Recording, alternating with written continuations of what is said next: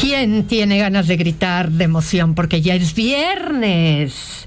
Yo voy a contar mi anécdota. Mis hijos tenían 10 y 8 años. Entonces íbamos caminando y yo los iba regañando, pero yo, pues, dentro de todo, pues iba tranquila, ¿no? Y entonces no me di cuenta que había un como buzón, pero salido. Entonces cuando yo los estaba regañando me pegué bien horrible en la cabeza, pero horrible.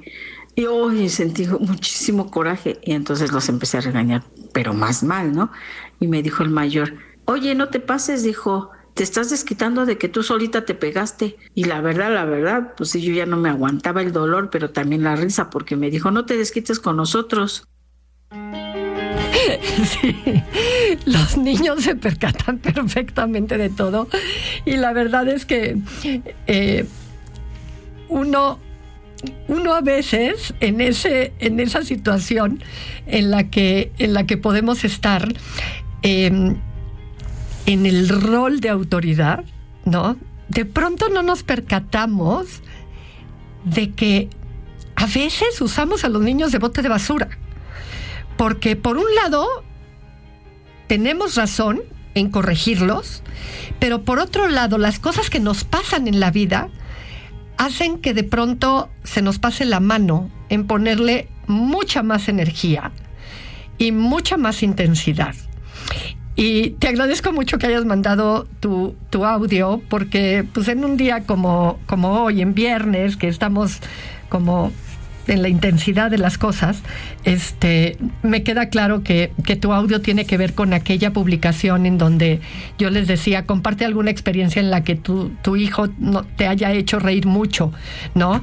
Y la vida cotidiana nos enreda, no nos enreda, nos entrelaza, es la palabra correcta, entre situaciones cotidianas, comentarios de nuestros niños, cómo se van entrelazando cosas que van compartiendo situaciones en las que, pues de pronto sí, no te fijaste, te agarró regañándolos y pues le pusiste intensidad al asunto y las cosas se van alivianando. Y así es como tendríamos que tomar la vida. ¿Se acuerdan que hace unos días estuvimos platicando sobre cómo el embarazo es una etapa muy personal? Y lo puse en redes sociales. ¿Cómo viviste tú el embarazo? Y ¿saben qué? Una de las cosas importantes, y lo he hablado muchas veces en el consultorio con mis pacientes, hay que desmitificar el embarazo. Así es que voy a compartir algunas de las experiencias de las personas que me lo compartieron en las redes. Porque de pronto se idealiza tanto que muchas mujeres no se atreven a veces ni a hablar de lo que han vivido y de lo que pasan. Fíjense cuánta variedad de experiencias sobre el embarazo. Ana María Hernández dice, para mí, la etapa de mi vida más hermosa. Sentir cómo crece un ser dentro de ti y eres bendecida. Después de tomar la decisión que de manera consciente te lleva a sentir y pensar qué maravilloso es dar vida y puedas hacerlo por obra de Dios a los 40 años. Cuando hay mujeres que no pueden hacerlo. Solo te lleva a pedir por ellas y agradecer a Dios por tan grande privilegio. Y escribió un hombre, cosa que, bueno, me parece extraordinario. Dice, soy hombre de 49 años y recuerdo con añoranza los 2 embarazos en que tuvimos a mis 2 hijos. Una hermosa etapa. Le ponía a mi esposa una canción de Roberto Carlos donde dice, tan linda esperando un bebé. Los disfrutamos mucho a pesar de que yo viajaba todas las semanas. Solo estaba en casa 2 o 3 días. Y estuve presente en ambos partos, el primero natural y el segundo cesárea. Muchos nervios y preocupaciones, pues en el segundo no quería nacer. Casi llegamos a los 10 meses, pero juntos, gracias a Dios. Actualmente 25 y 17 años mis hijos. Los adoro al igual que a mi esposa. Claudia Molina, mal. Sufrí el rechazo de mi padre, quien es alguien fundamental para mí. Físicamente me las pasé también mal. todo el proceso fue difícil.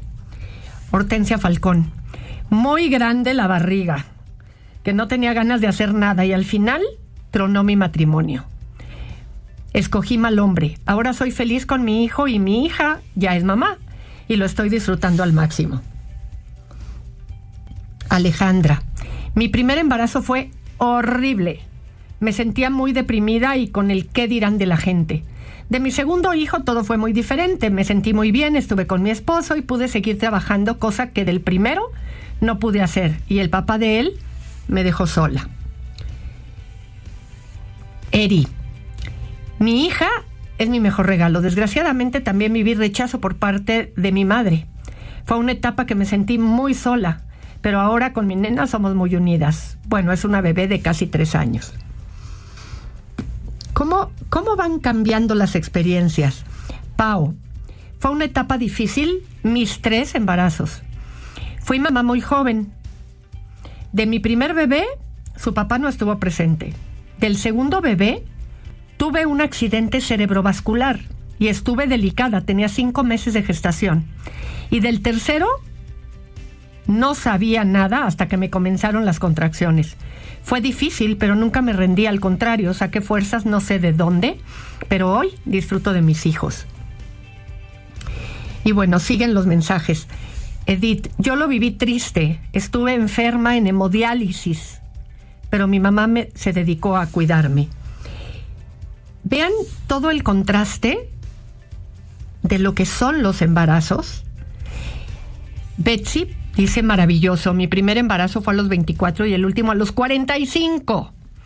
Todos fueron saludables, lo más hermoso, sentir sus movimientos, escuchar su corazón en las revisiones médicas, verles en los ultrasonidos y feliz de la espera de conocerlos pronto.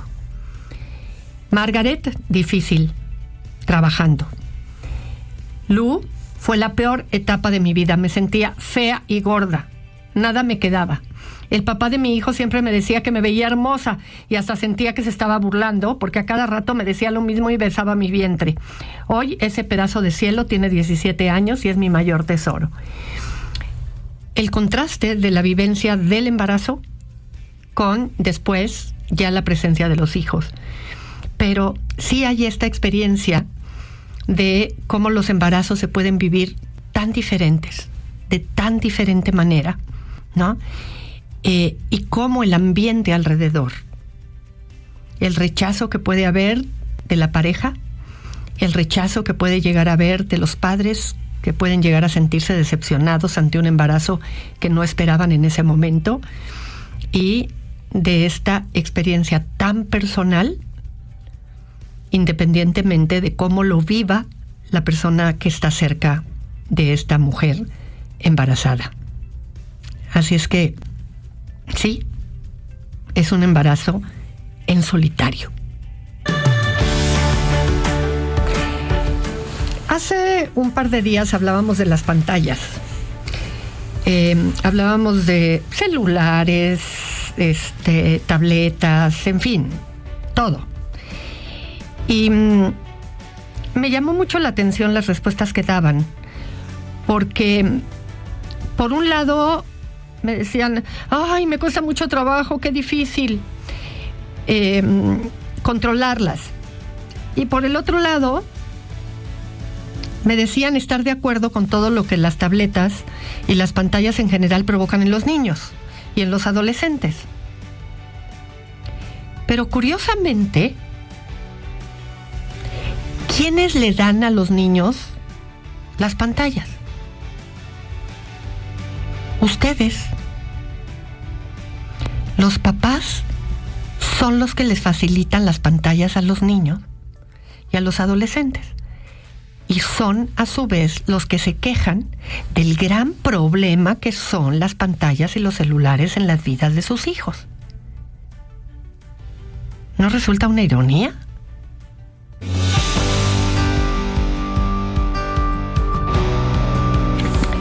Fíjense que, hablando de esto que les comentaba de las redes, de las pantallas, de cómo resulta una ironía que algo que les que nosotros les damos, luego se vuelve un problema contra nosotros mismos. Hemos hablado muchas veces aquí de las dificultades que trae, en qué convierte a nuestros hijos, el daño que les hace, el exceso, ¿ok?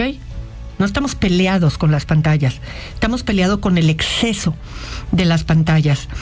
Y cómo la inmensa mayoría de los papás dicen, es que es un problema, sí es un problema. Y cuando hablamos de que eso es un problema, tendríamos que preguntarnos, ¿por qué te es un problema? ¿Porque tus hijos se enojan cuando les quieres restringir el uso? ¿Porque les quieres controlar el uso? Porque el tema de las pantallas es un tema de dosificar el uso de las pantallas, el uso del celular. El que el celular no tendría que ser algo de uso 24 horas. Y entonces, ¿qué es lo que te da miedo? ¿Que tu hijo se enoje? Y entonces la gran pregunta aquí sería, ¿por qué te da temor que tu hijo se enoje contigo? ¿De dónde viene el miedo al enojo de tu hijo?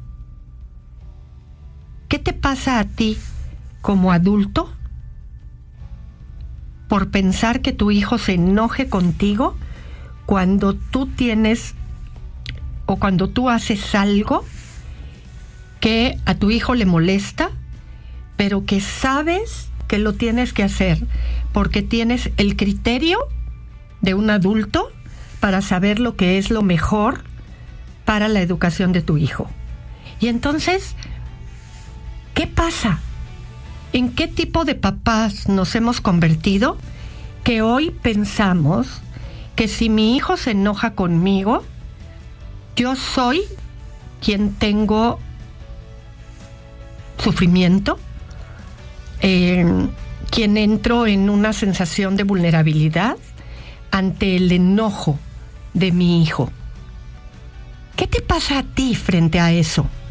¿Qué temes? ¿Cuáles son los fantasmas que hay en tu cabeza de pensar que si tu hijo se enoja contigo, ¿qué va a pasar? Porque ese es el meollo del asunto. ¿Cuál es tu verdadero problema ante el hecho de que tu hijo se enoje, de que tu hijo se altere? ¿Qué fantasmas hay en tu cabeza?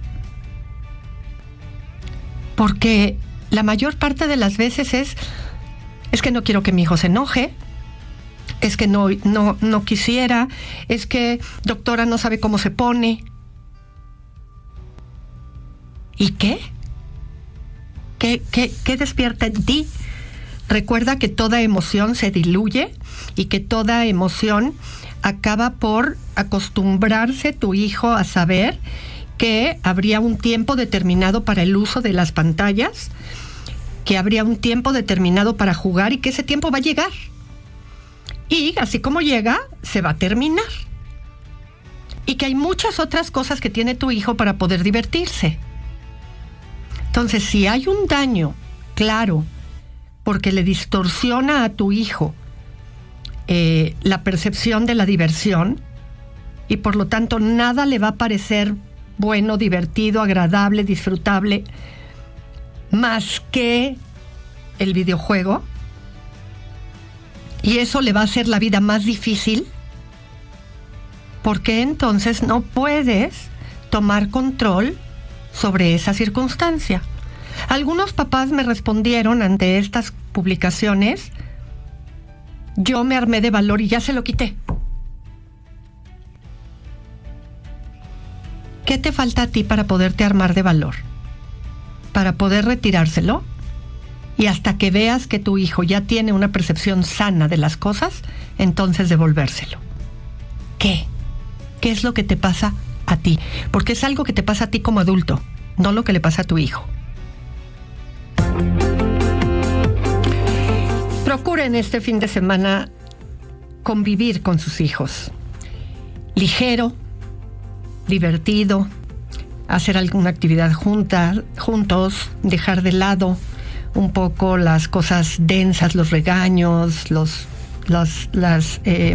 reprimendas de lo que no hacen bien, de lo académico, en fin, pasar tiempo juntos, en familia, pero también darse esos pequeños momentitos solos, acompañarse a alguna actividad, interesarse por la música que están escuchando, por lo que ven en videos, en fin, mostrar un poco de interés por sus cosas, aunque parezcan un poco absurdas o una pérdida de tiempo, porque desde ahí es desde donde se van creando los lazos.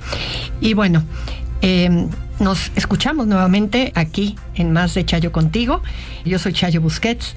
Que tengan muy buen provecho. Hasta entonces. Audiocentro.